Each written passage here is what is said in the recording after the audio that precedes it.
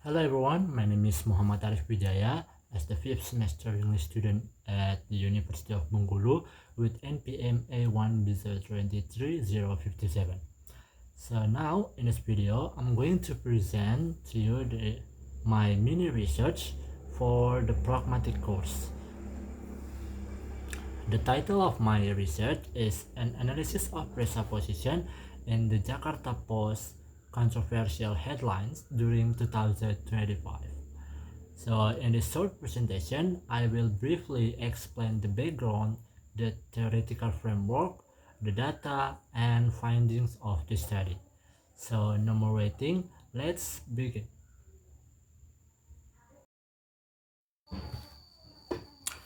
Okay, we begin from the background of study. For the background of the study, I started from the idea that news headlines are very powerful. A headline is often the first thing people see, and sometimes it can be shape how readers think about an issue even before they read a full news or a full article. So many headlines contain hidden assumption or what we call a presupposition.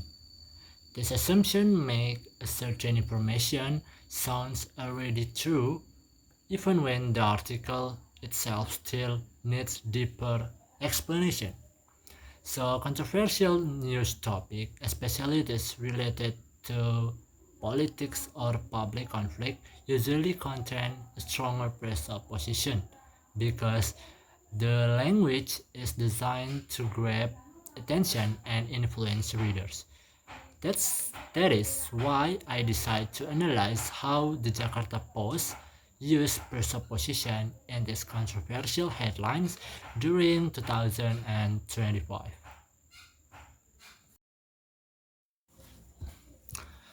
Okay, after I explain my background of study, and now we'll continue my previous study that I use in my mini research.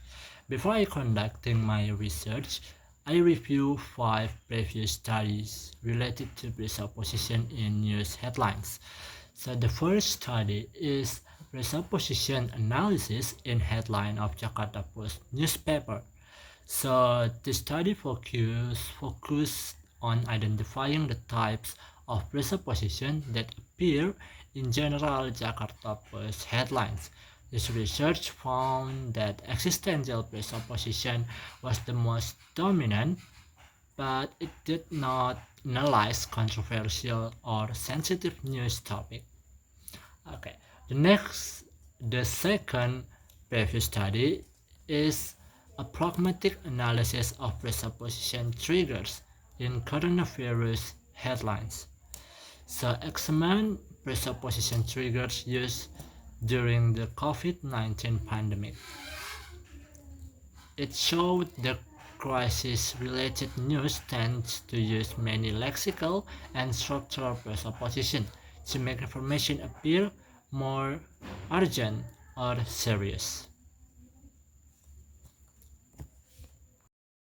The third previous study I use is presupposition in the Jakarta Post political articles.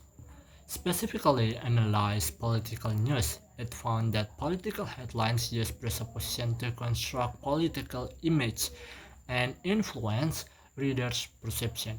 However, the study only focused on article, not headlines, and did not controversies. And the fourth study is about presupposition found in BBC News coronavirus in Indonesia. Analyze how international media report COVID-19 in Indonesia. Again, the focus was on classifying presupposition types, not on controversial headlines. And the fifth study is about presupposition in the Jakarta Post news article, also concentrated on identifying ULS6 types in various general news types, and it did not examine how presupposition works within high tension or controversial topic, and it did not analyze about headlines during 2025. Overall, these previous studies help me understand how presupposition appears in news, but they mostly stopped at the end identifying the types. They did not analyze controversial headlines and non-examined Jakarta Post 2025 coverage, which is the gap my research aims to fill.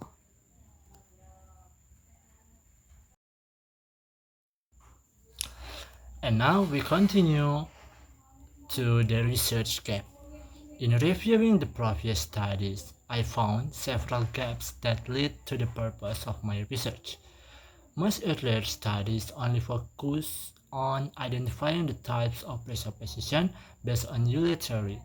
They did not investigate how presupposition is used in controversial or sensitive news topics. Another gap is that none of studies examined the Jakarta Post specifically in the year 2025, even though this year contains many political and social tensions that make headlines more persuasive. And previous research also did not explore how presupposition function within headlines that are designed to influence readers' perception about ongoing issues. Therefore, my study aims to fill this gap by analyzing 10 controversial headlines from the Jakarta Post in 2025 and identifying the types of presupposition that appear in these high-impact news titles. Now the next slide is about the reason I choose this topic and the object of this research. The first thing that I explain is the reason why I chose this topic. Okay, this topic, I chose this topic for three main reasons. The first is the Jakarta Post is one of the largest and the most influential English language news platform in Indonesia. So its headlines carry weight and set the public agenda. And the second is the year of 2025. The year of 2025 was particularly heated politically and socially, producing many sensitive and controversial topics, an ideal context to study how headlines frame issues. And the third is from a linguistic perspective. I'm interested in the hidden mechanism that newswriters use, specifically which types of presupposition are used most often to reframe the reader's understanding. And the next is about the object of this research. For this study, I collected a focus corpus of 10 controversial headlines published on the Jakarta Post during 2025.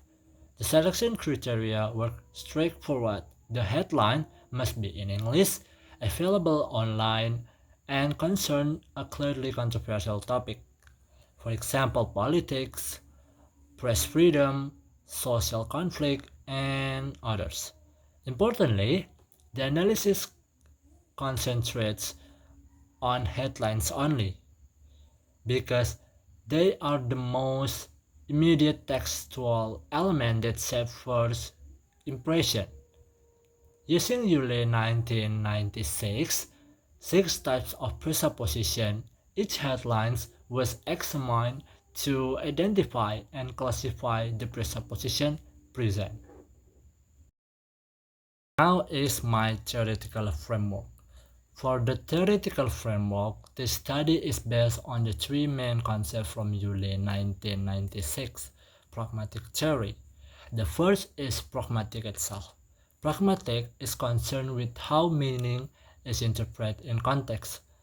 In news headlines, much of the meaning is not stated directly, so pragmatic interpretation becomes essential for understanding what the headline is trying to imply. And the second is the concept of presupposition. The concept of presupposition is central to this research. According to Wijaya, Presupposition refers to information that a speaker or writer assumes the reader already accepts as true. In headlines, presuppositions play a strategic role because they can make certain ideas appear factual even before the audience read the full story or full article. And the last one is the study usually classification of 6 types of presupposition. There is existential, factive, lexical, structural, non-factive, and counterfactual. These categories were used as the basic for identifying and analyzing the presupposition found and the 10 controversial headlines. By applying these theories, the analysis can systematically show how each headline and its assumptions to shape the reader's perception. Okay, now we'll continue and how I analysis the 10 headlines. Okay, for this mini research, the analysis followed a simple and clear procedure. The first is I collected 10 controversial headlines published in the Jakarta Post throughout 2025, focusing on issues related to politics, social conflict, law, and this topic were chosen because controversial situations usually contain stronger linguistic framing. And the next is I identify the presupposition inside each headline. The step required looking at what information the headline assumed to be true, even if it is not explicitly stated. After that, its presupposition was classified based on usually 6 types. That is existential, factive, lexical, structural, non-factive, and counterfactual. And finally, I compared the result to see which type of presupposition appear most frequently across the 10 headlines. This helped me understand the pattern of how the Jakarta Post used presupposition when reporting controversial events.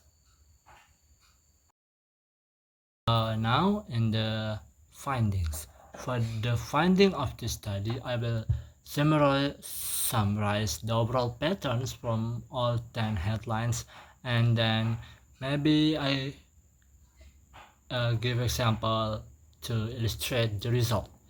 Okay, overall, the analysis showed that existential presupposition appears in all 10 headlines. This makes sense because headlines often assume the existence of event, problem, or actors to make the issue appear real and urgent. And lexical presupposition. Lexical presupposition also appears very frequently, especially in controversial topics, because certain verbs carry hidden assumptions such as continue, stop, or challenge. To give a clear picture, here are examples. So the first is I get the headline. The title is Growing Dissent Puts Provost Leadership Suggests. The word growing presupposes that dissent already exists and is increasing.